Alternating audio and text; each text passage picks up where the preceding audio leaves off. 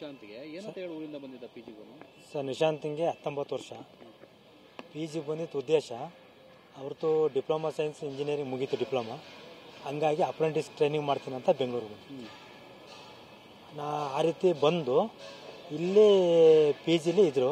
Testing ಎಷ್ಟು ದಿವಸ ಆಗಿತ್ತು ಸರ್ ಬಂದಿದ್ದು? ಸರ್ 15 ದಿನ ಆಗಿರ್ಬೋದು ಸರ್. 15 ದಿನ ಹೋದ ತಿಂಗಳು 19ನೇ ತಾರೀಕು. ಏನು ಮಾಡ್ಕೊಂಡಿದ್ದೀನಿ ಇಲ್ಲಿ ಜಾಯ್ನ್ ಆಗಿದ್ದು? ಇಲ್ಲಿ ಅಪ್ರೆಂಟಿಸ್ಶಿಪ್ ಶಿಫ್ಟ್ ಮಾಡ್ತಾಯಿದ್ದೀನಿ, 3 ವರ್ಷ ಇಲ್ಲಿ ಮಾಡ್ಕೊಂಡು ಬರ್ತೀನಿ ಅಂತ ಹೇಳಿದರು. ಇಲ್ಲಿ ಬಂದು ಇಲ್ಲಿ ಯಾರೋ ಫ್ರೆಂಡ್ಗಳ ಸಹವಾಸ ಮಾಡ್ಕೊಂಡು ಸ್ವಿಗ್ಗಿಲಿ ಡೆಲಿವರಿ ಬಾಯ್ ಆಗಿ ಕೆಲಸ ಮಾಡ್ಕೊಂಡು. ಏನಂತ ಹೇಳಿದ್ರೆ ಸರ್ ಫ್ರೆಂಡ್ಸ್ ಜೊತೆ ಇರಬೇಕು?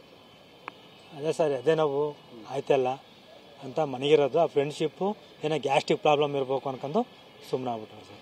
ಎಲ್ಲಿ ಹೋಗಿ ಹಾಸ್ಪಿಟ್ಲಿಗೆ ಹೋಗೋದೇನು ಮಾಡ್ತಾರೆ? ಇಲ್ಲ ಸರ್, ಅವರು ಎದೆ ನೋವು ಮಾಮೂಲಿ ಗ್ಯಾಸ್ಟ್ರಿಕ್ ಟ್ರಬಲ್ ಆದರೆ ಎದೆ ನೋವು ಮೈಕೆ ನೋವು ಎಲ್ಲ ಬತ್ತೇ ಇರ್ತದೆ, ಆ ಥರ ತಿಳ್ಕೊಂಡು ಅವರು ಸುಮ್ಮನೆ ಆಗ್ಬಿಟ್ರು ಸರ್. ಗೊತ್ತಾಗಿದೆ ಅವಾಗ ಸರ್? ಅವರಿಗೆ ಗೊತ್ತಾಗಿತ್ತೆ 9 ಗಂಟೆಗೆ ಬೆಳಗ್ಗೆ ಎದೊಡ್ಸಕ್ಕೆ ಹೋದಾಗ ಹೇಳಕ್ಕೆ ಆಗದೆ ಇರೋದಕ್ಕೆ ಆಮೇಲೆ ಅವನಿಗೆ ಗಾಬರಿಗೊಂಡು ನಂತರ ನಮಗೆ ಫೋನ್ ಮಾಡಿದ್ರು.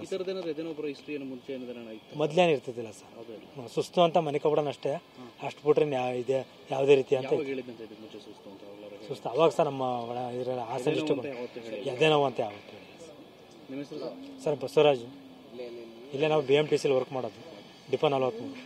ಯಾರೇ ಒಂದು ಎಜುಕೇಷನ್ ಮುಗಿಸ್ಕೊಂಡು ಬೆಂಗಳೂರಿಗೆ ಬರ್ತೀನಂತ ಬಂದರೆ ಅವರ ಹಿನ್ನೆಲೆ ಅಂದರೆ ಎಲ್ಲಿ ಕೆಲಸ ಮಾಡ್ತಾವನೆ, ಏನು ಮಾಡ್ತಾವನೆ, ಯಾರು ಫ್ರೆಂಡ್ಶಿಪ್ ಸಹವಾಸ ಮಾಡ್ತಾವನೆ ಅದನ್ನು ಮೊದಲು ತಿಳ್ಕೊಳ್ಳಿ ತಂದೆ ತಾಯಿಗಳಾದರು.